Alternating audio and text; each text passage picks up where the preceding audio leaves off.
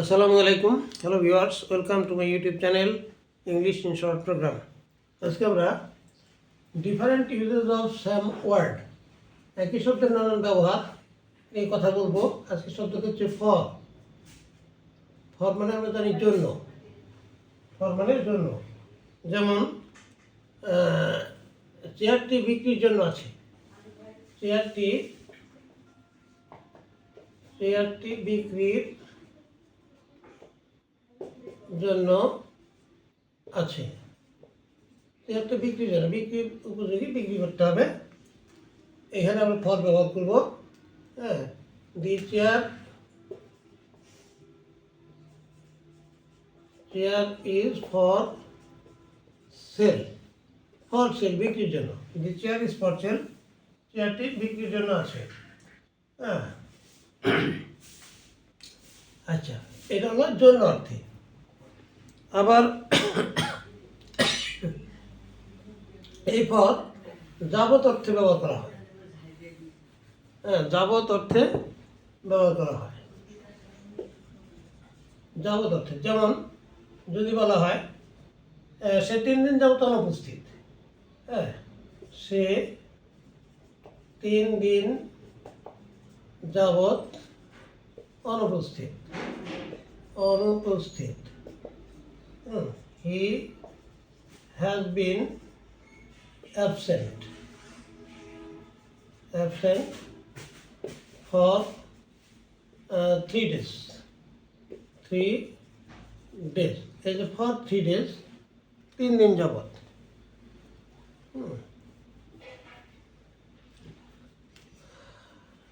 For 3 days, 3 দিন যাবত, এখানে ফর যাবত অর্থে ব্যবহার করা হয়েছে।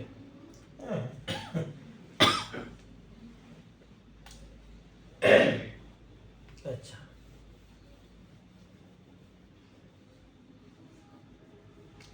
ফরের সঙ্গে যখন গুড ব্যবহার করা হবে, ফর গুড, গুড, তাহলে চিরদিনের জন্য, চিরদিনের জন্য। যেমন যদি বলা হয় সে চিরদিনের জন্য দেশ ত্যাগ করেছে, দেশ ত্যাগ করেছে। হ্যাঁ, তাহলে আমরা লিখবো he has left the country. Present perfect tense, he has left the country for good.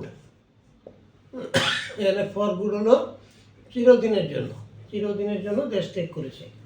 এখানে ফর গুড চিরদিনের জন্য। ফরের সঙ্গে যখন আমরা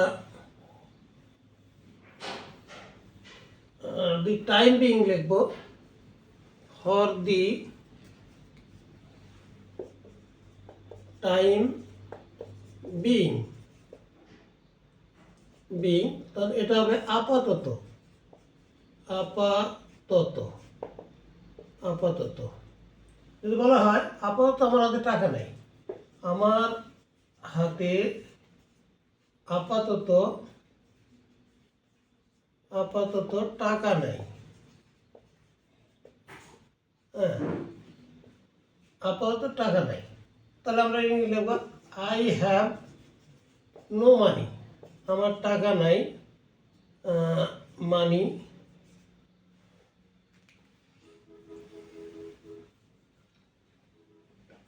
I have no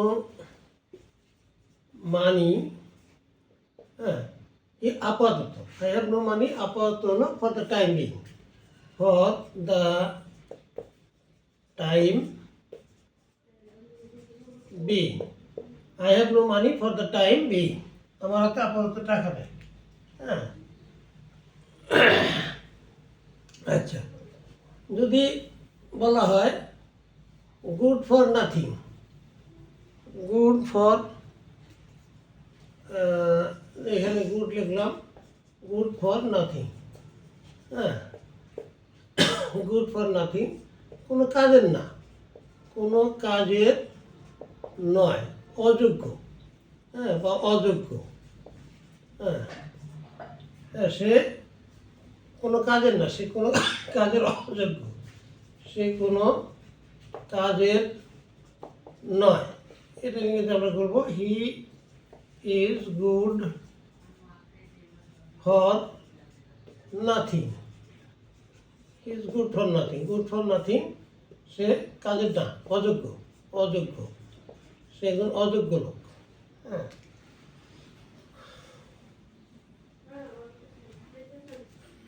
অযোগ্য, অযোগ্য, গুড ফর নাথিং। আজ এ পর্যন্তই। Thank you all. আল্লাহ হাফিজ।